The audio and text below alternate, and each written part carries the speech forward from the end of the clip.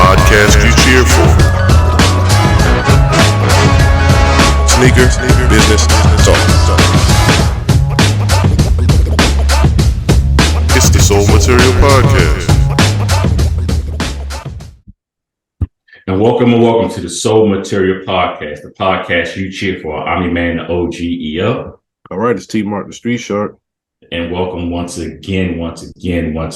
We are going to go into a couple of layers here and define the sneakerhead now. During this time, what does that mean? Do you relate? Do you identify yourself as such? What does it mean to you? What does it mean to us? What does it mean universally? And just to avoid all the ills of that term, we want to just dig into what does that mean for us and just go right into sneakerheadism, if you will. So, Sharp, you go ahead and just kick it off to let people know exactly if you are a sneakerhead and how you define that and what you categorize yourself as, and we'll just go from there.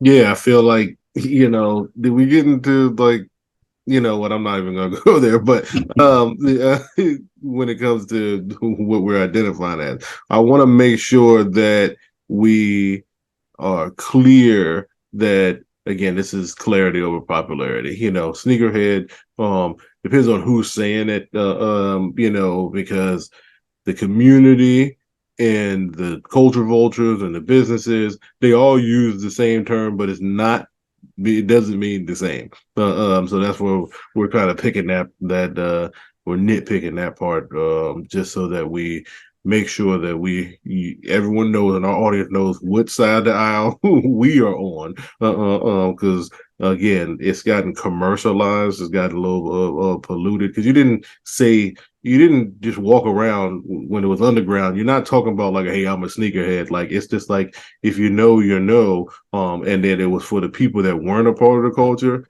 to label you as something, because that's how labels kind of work. When you're in the culture, you're just in it, right? But the outsiders are the ones that'll be like, you're a sneakerhead, you're that, because when it comes to being a sneakerhead, it's like, now we come from an era of more diversity and trying to be unique, and then now everyone's chasing after the same stuff in one light. But it's are you because now you got to define, because even though you have so many options, everyone the brand loyalty is different. So it's just like, do you just only wear Jordans? Do you just only wear Nikes? To me, a sneakerhead is someone who likes sneakers, meaning it doesn't matter what brand. It's about the sneakers and it's about the footwear. So it's about, again, whether it's on and off the court, So I equally like a pair of Air Raids as much as I like Clark Wallabies.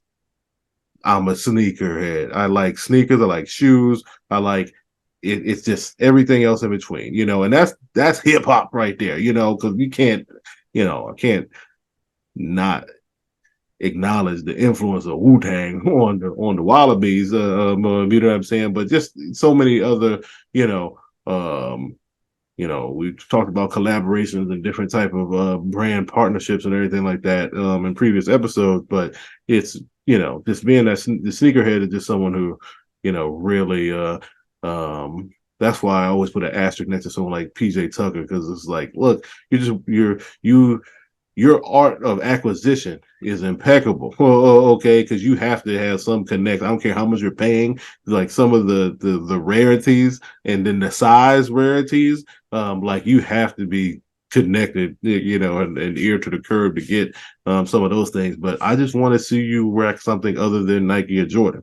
You know what I'm saying? Like, if I'm gonna give you the crown, then like that's why before it was popular, the Sneaker King that got a crown was the upside down underground. It was Gilbert Arenas. He was rocking tuned airs in the NBA games. You know what I'm saying? So it's dropping 30 in 2 years. It didn't matter. But you know what I'm saying? It's just like someone who worked black Air Force Ones. But you know what I mean? Like, I always tell the story, like, somebody that rocked, Bo Jackson's SC trainers in college when you could have rocked foam posits and flights and up tempos and all that stuff, if that's what you chose, that's a different animal. But yeah, so yeah, just really just diving into those type of those aspects. I really think that that's what's going on. It's more like a state of the union. It's always evolving. And we're always in different places. You interact differently. So the sneakerhead didn't have. We're the last magazine era.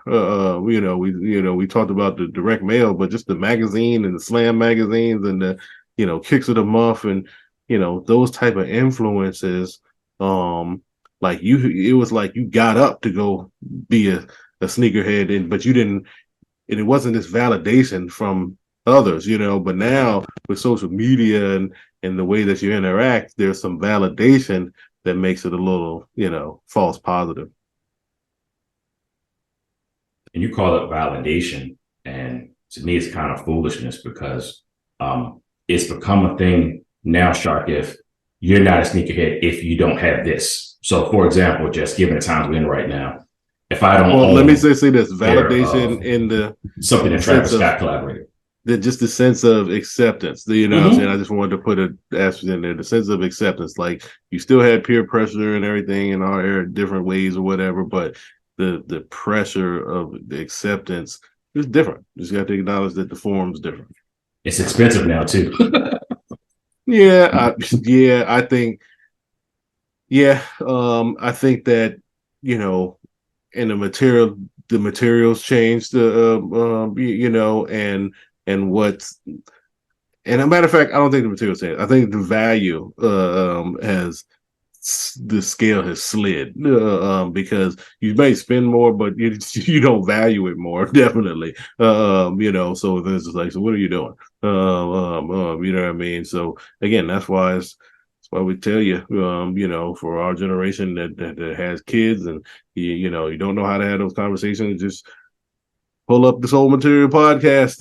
Here, we love the kids. You know what I mean, and just being able to connect over a common bond is the bridging of the gap of different eras. So sometimes that's what a sneakerhead is.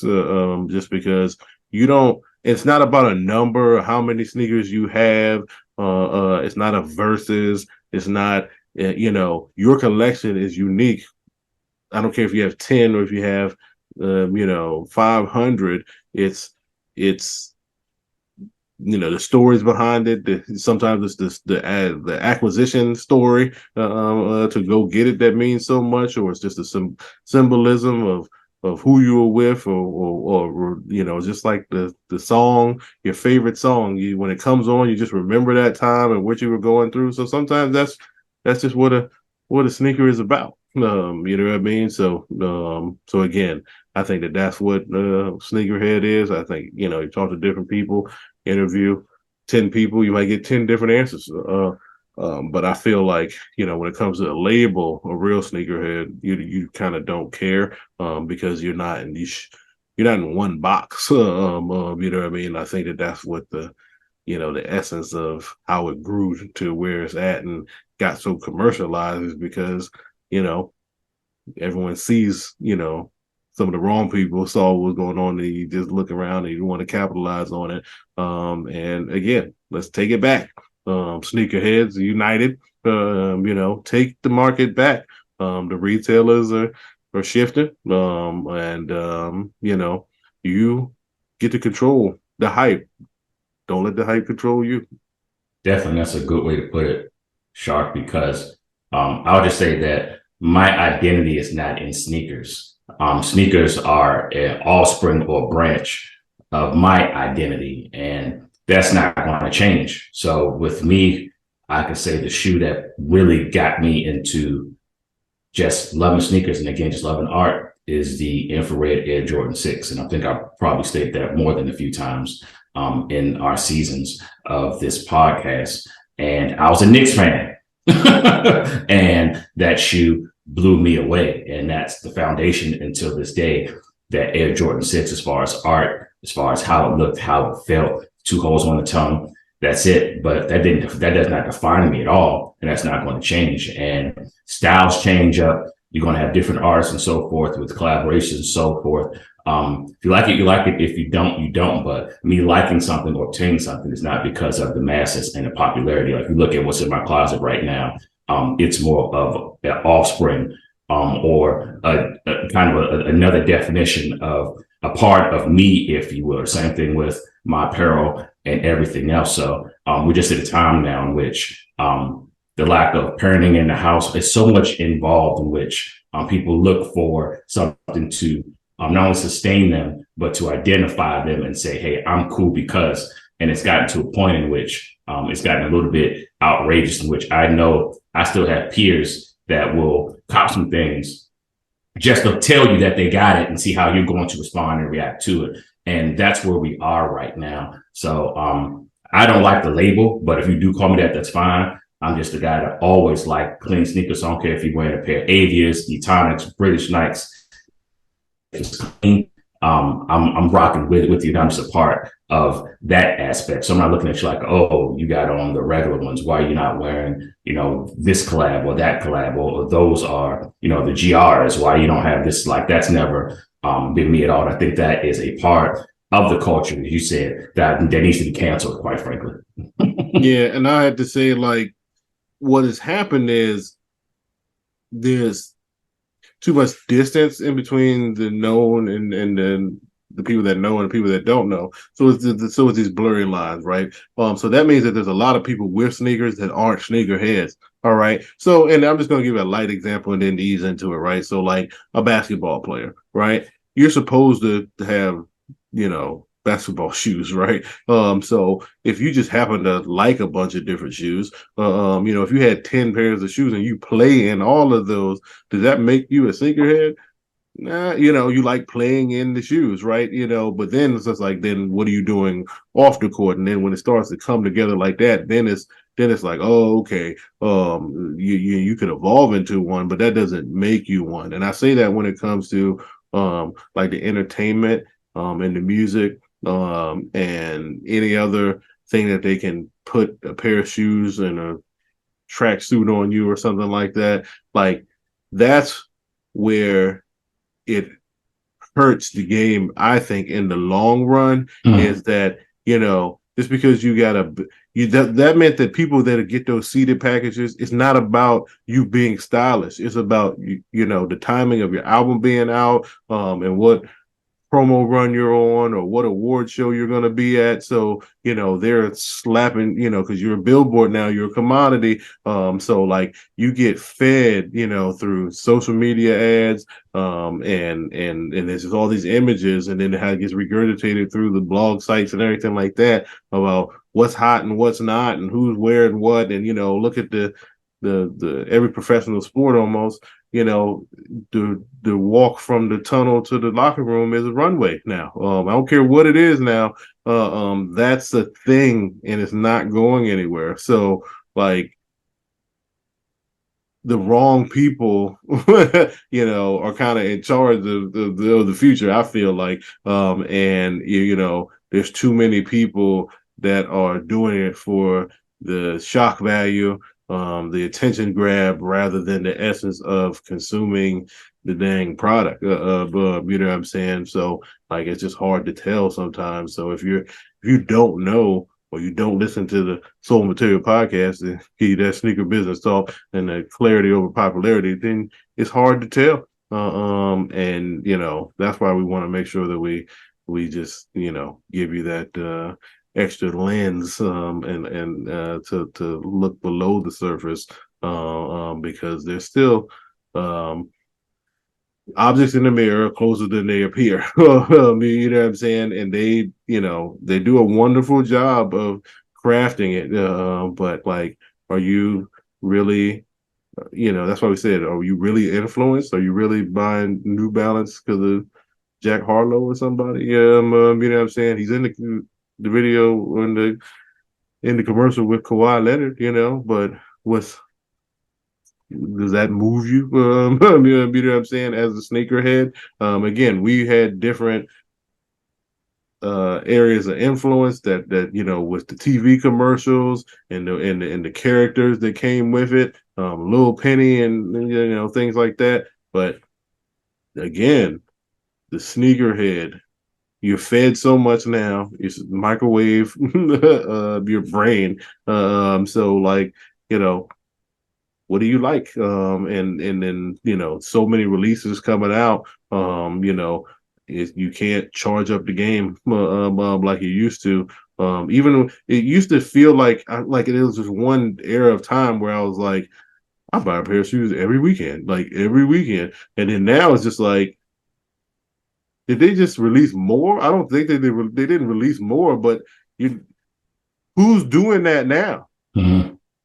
You know what I'm saying? Like, maybe because the releases were a little more prominently stacked, and we're in a different era of, distribution as well. So you didn't have as many outlets, I guess. But at the end of the day, there was a good chunk of time where I was like, dang, I really do buy something every week, or acquire something every week. But now I'm definitely not doing that. And it's a lot of, getting stuff on sale. I just like the hunt, the thrill of the chase to go and get the deal. I love getting a deal. I love, the getting the most for the least. You know what I'm saying? All days, every day of the week, that you can count me in, just for the hunt. That's another reason why they call me the shark. I just I'm always lurking. So I just miss those, Ross and Marshall's deals. This starting to, couple of Rosses are starting to pop up here and there, but it's still few and far between. Same thing for Burlington. So just squeeze in the art acquisition tidbit before we wrap up this episode, just talking about the mind of the sneakerhead. But again, it's always about what you do and what you get out of it, because keeping up with the Joneses. Who are you keeping up with? Because it ain't one person, and you're not gonna have more chicks than DJ Clark Kent or May or Fat Joe or something like that. Maybe one day if you have money, you can just buy into the game, like a lot of other these celebrities that just come in and call themselves sneakerheads because they got enough money to build a sneaker room and all this other stuff. But like, I respect you if you was rocking them when you didn't have the money. You don't have to have the money to be the sneakerhead. You could have whatever you need to get by, and then you have your one or two that you saved up your money for, and then I see the pictures online or whatever, people making fun of the one dude's a referee. I saw the female, it's because the shoes were too big and they were choked up or whatever. Well, so what? You ain't never had to you worked so hard to get what you want and your size wasn't there. You ain't had to put an extra pair of socks in before or whatever. Humble yourself. All right, don't make fun of these people. You know what I'm saying? Like, I just wanted to put that out there too. Of the shame. Those are sneakerheads. All right, it's okay. You know what I mean? They work hard and it's their money. Get out of their pockets about whatever they doing.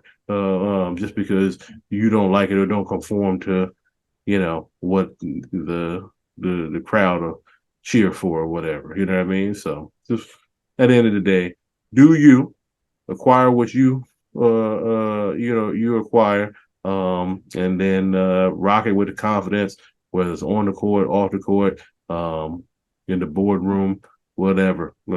Just do it like you do it.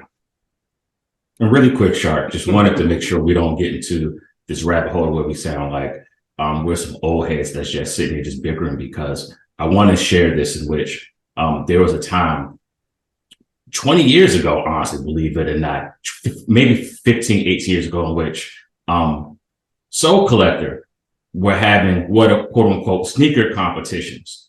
And when you talked about buying yourself into the game, let me tell you how fickle this thing became, particularly when they had these sneaker competitions, if you will, in Las Vegas and in New York. It was highly publicized on message boards at that time that certain people who wanted to be of influence will literally go and spend whatever they had at the local flight club or so forth, which was a buy sell trade shop at that time, the number one, to display at these competitions, just to immediately go back to them.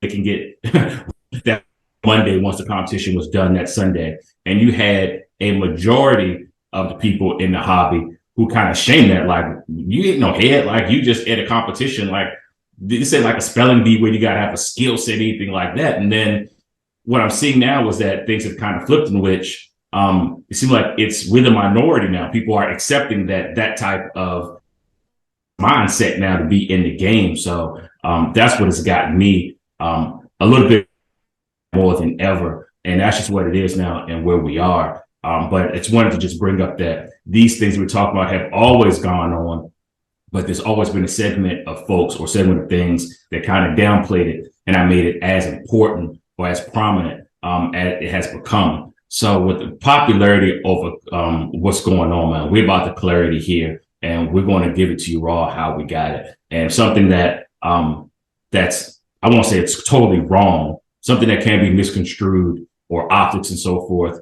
So Material Podcast is going to bring it to you. And at the end of the day, like Shark just said, do you, but whatever segment that you are in this hobby, be proud of it and don't be influenced or shamed into buying something or getting something because you're about that like button, because you will get to that trap. And it's easy to get into that hole. It's very hard to get out of it. So I just want to put that out there.